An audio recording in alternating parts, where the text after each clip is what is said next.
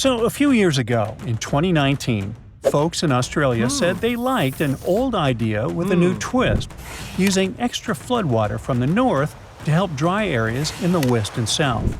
This plan got the name of the New Brainfield Scheme. It was based on an old idea from the 1930s. The idea was to catch floodwater from the north and move it to the south and west. But the original plan never actually happened. Over the years, lots of experts said it wouldn't work. They thought it was too expensive and too tricky to build, even though it could potentially help fix drought problems in dry parts of Queensland. The original idea appeared a long time ago, when an engineer named John Brainfield got a big idea. He wanted to take floodwater from rivers in northern Queensland and send it inland to Lake Eyre, one of the driest spots in Australia.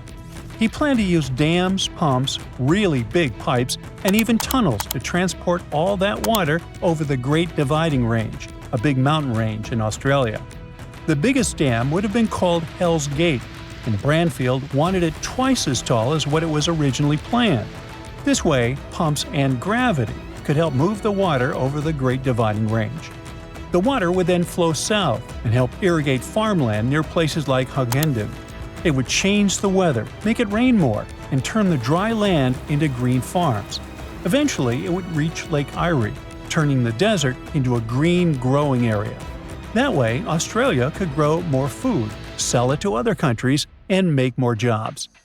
He hoped that the area could turn into a food bowl for the country.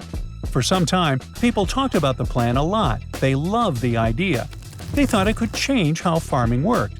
And some even believed that nature had already planned for the land to be filled with water. Dry rivers and lake beds were just waiting to be used. They even said that rains fell on the wrong side of the mountains, and Brainfield's plan could fix that. But when the authorities looked into this idea, they found big problems. And the main one was that the plan would cost too much. Plus, there weren't enough scientists or engineers to do a full investigation. The land was too dry and harsh. No one was sure it would even work, like how much water would really get there. Plus, some of Brainfield's measurements were wrong, especially the dam heights. So, in 1947, they officially shut the project down, claiming that even if they built the project, it wouldn't be worth it. After all, even places next to oceans, like parts of Chile, still stay bone dry, so a big lake might not result in more rain. And still, in 2019, one political party brought the idea back with an updated version called the New Brainfield Scheme.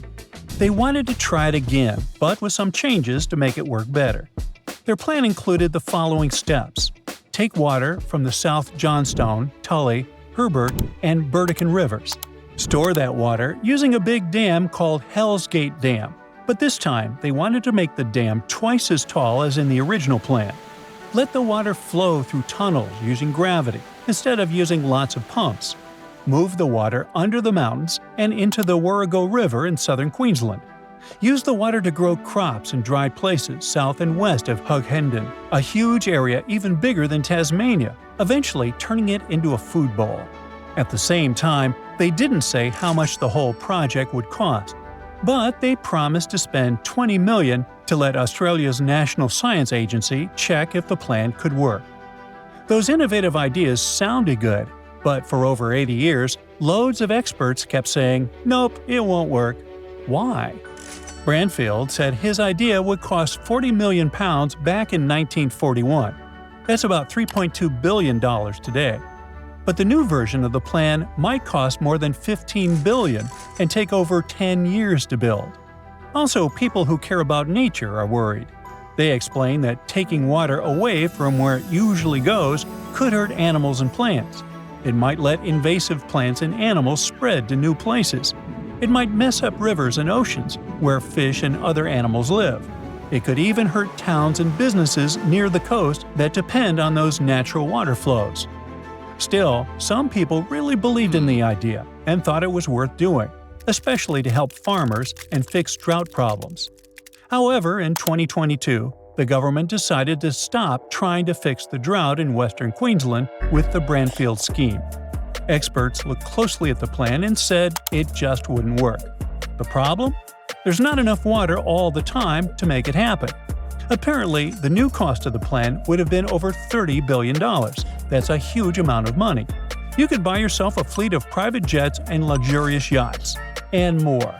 So, experts said you'd need lots and lots of water to spend that kind of money, but the water just isn't there. Now, instead of one huge project, they suggested doing smaller water projects closer to where the rain and waterfalls are. These smaller projects, called mini Brandfield grids, would be in 4 places along the Queensland coast. Those little grids could share water when some places had more or less rain. Other scientists looked at the plan too, and they agreed. Even if things went super well, the Brandfield scheme would still cause problems and cost way too much, while the mini water grids project looks more plausible.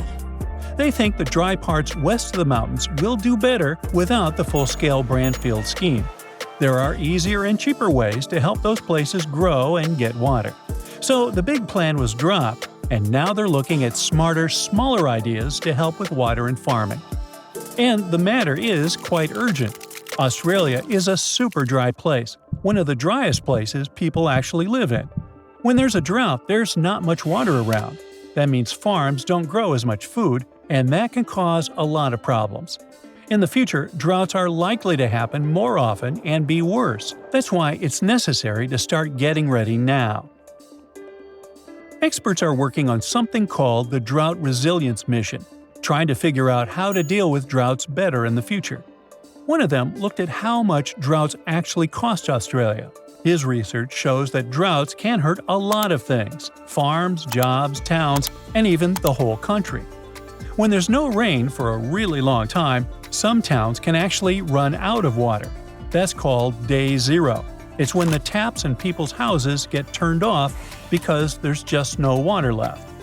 In 2020, a town in Queensland called Stanthorpe hit day zero.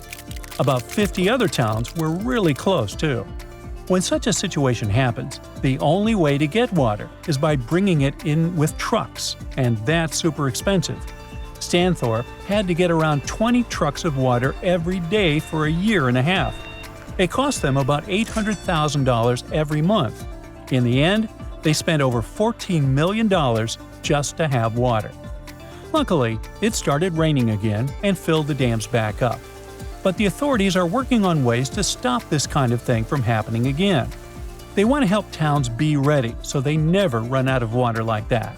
Because drought just doesn't mess with water, it can also mess with people's health. When everything dries up, plants vanish and the soil gets loose. Then the wind picks it up and makes huge dust storms. Those dust clouds can blow really far, even into such big cities as Sydney. That's what happened in 2018.